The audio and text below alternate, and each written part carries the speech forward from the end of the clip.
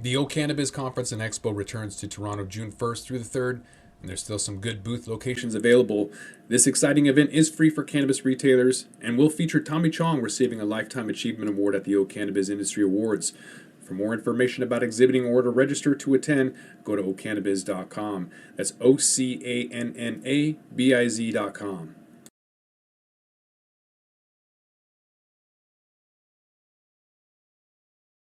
Welcome back to the Talking Hedge. I'm Josh Kincaid, capital markets analyst and host of your Cannabis Business Podcast.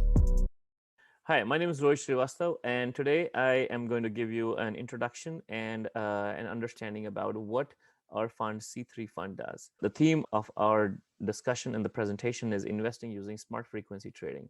Smart frequency trading is a proprietary software which we use to invest, which we will talk in detail about it in this presentation. Before we get into the presentation, let me tell you about two of these great investors, Warren Buffett and Bill Ackman, who are, as you guys already know, they're very well renowned in this area. One of the quotes each of them has provided is around emotion. It's about emotion, that it is extremely hard to control your emotion when you are actually investing. And this is the theme of overall of any trader or any investor you might know. The struggle which they all have is controlling the emotion.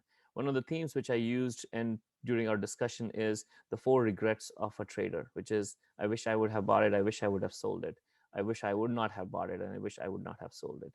And all of these fours are related to the emotion of a human being as a trader. This is one of the things which the software does is outsources the emotion, outsources the human emotion to a software and have the software decide based on data.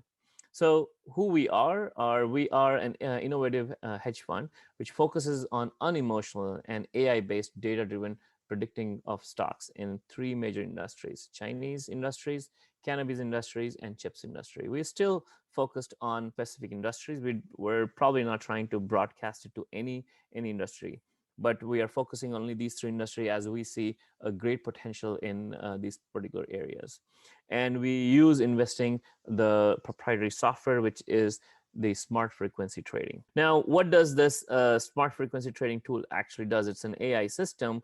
Basically, the core part of the system is to invest and preserve the capital and manage the risk. That's the core part of it. The other things which it does is it learns from the investments and finds a reasoning on why certain things succeed and why certain things fail, and try to find intelligence, trying to find pattern which can be reused for investment. The structure of how it's built is it's built based on technical analysis and uses the AI and predictive analytics to identify which stock has better technicals than the compared to the other stocks, and buys based on that. Automation of the trade is very significant because the execution has to be also automated, because the core part of this is controlling the emotion, and that is where this software can excel and does excel. Giving you a little bit idea about how a typical investment happens is you don't let your emotions get in the way of your rational decision making. And emotional decision making is that you like a company, you hear good things about it, you read good things about it, you feel good about it, and then you invest. But when you're scared, you sell it, and that's the premise of an emotional investment. While if it's a data driven, the data driven is completely rational, because you are not really connected and reading about how the stocks are doing, how the company is doing, what are the things they're doing, what are the article writers are writing about that. And the way the rational decision works is you like a company, you still choose the company. You buy and sell based on data. Data can speak 1,000 words, and you just have to be able to listen to what the data is saying. And when the data says it's time to buy, you buy. When the data says it's time to sell, you sell. And that's what a rational decision without having any emotion is involved in that. This is our current and our future goals. And the goal which we have for 2021 is to get to about 8 million. 2023 we'll probably get to about 80 million, and by 2025 we are anticipating this to be a 200 million dollar fund. We have 2 people working on this: myself, who is primarily managing the portfolio and primarily managing the software, And we have Josh Kincaid, who is a security risk analyst, and he will be primarily he's a subject matter expert on the cannabis industries and has a tremendous experience in managing portfolios. So we both are the primary people who are managing the fund at this point. We talked about the AI, but now let me give you an example about how does the AI predictive analytics work and what are the results have been. This is one of the most successful predictor, and this is an overall predictor which we use to identify if the market is turning around, if there's a high market risk on that. And this was from like 2018 and 2019, and even in 2019 and 2020, these were the red spots are the one which the software identifies that there might be a potential risk in the market of losing money, yeah, of market turning around. Now, one other thing which I do want to mention around here is that it's not that every time it is successful. It's not every time it predicts accurate, but most of the time it predicts accurately. And the times which it has predicted accurately, as you can see, it has helped in protecting the capital for our investors in a big time. And that's what the primary function of this downside predictor is, to protect the money of our investors. This is an example of an investment combo, which has a long and short combination. So the algorithm, the way the algorithm works is that what we do is we write an algorithm, we emulate it, and to see basically how the algorithm works, then we identify how we can protect that investment as well. What if the algorithm doesn't work and works in the other direction? So we basically have a Fibonacci long and Fibonacci short. So this is just one of the algorithm. This is not the algorithm. And if we say like we have $1,000,000 and we allocate $500,000 to Fibonacci long and 500,000 to Fibonacci short,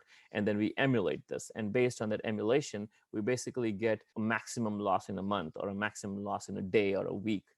And we identify if this is an algorithm which we want to proceed with or we don't want to proceed with that. All of this emulation is based on how much trailing stop we will have and how long do we want to hold the stock for. So this particular emulation you're seeing is the hold period is 1 day, and the stop loss which we will be providing is about 3%, and that's how this algorithm works on that. One of the thing which you see here is that there is the decision is made based on the average return on that. So if the average return is reasonable, then we basically go and implement that algorithm.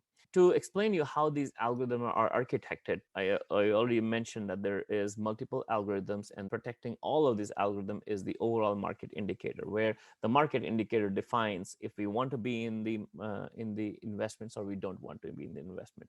But each of the algorithm has its own risk mitigation aspect of that. But for how this algorithm, the thought process of how this algorithm is defined is what I'm going to explain.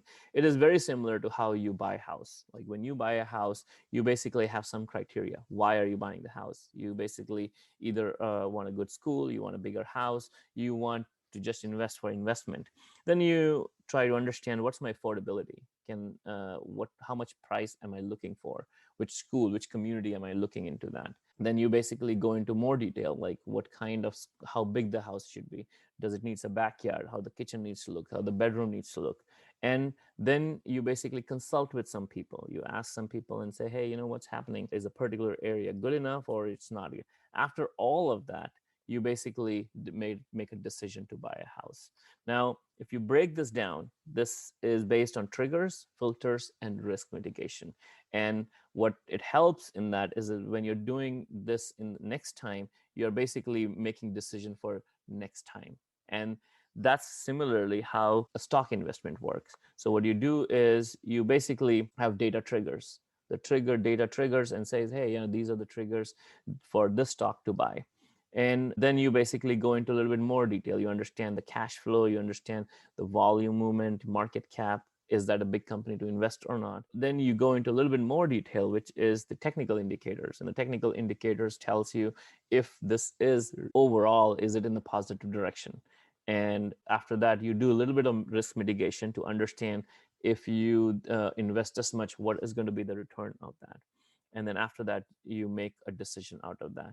But more than that, what you do is the robot is learning this. The trainer, The whole idea about an AI is the trainer is learning this. And when it's ready to invest next time, it's making the decision based on what it had learned through this process. And that's how the structure of this algorithms are. One of the thing which I want to mention is that this is the overall structure. This is not the algorithm. Every algorithm has its own aspect about how these technical indicators and how the predictive analytics will be used.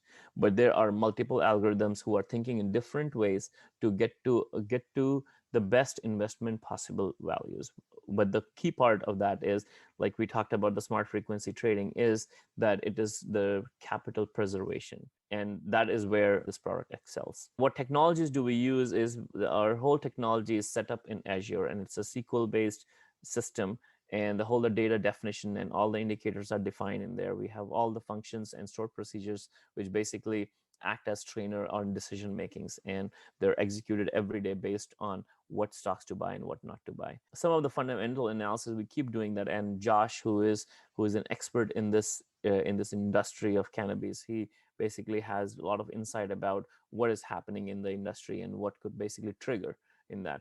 And that is not used for our data analysis. Like we said, that we want to keep the emotion out of that, but that just gives a kind of closure to the information which we are grabbing from the data perspective, and get an understanding. Oh, this is probably the reason why the data was saying these things, and it's mostly after the fact. We host with different brokers, Ameritrade, E-Trade, and Interactive Brokers, and our preferred investment is through Ameritrade. We have all hooks tied into Ameritrade so that we can do the trade automatically.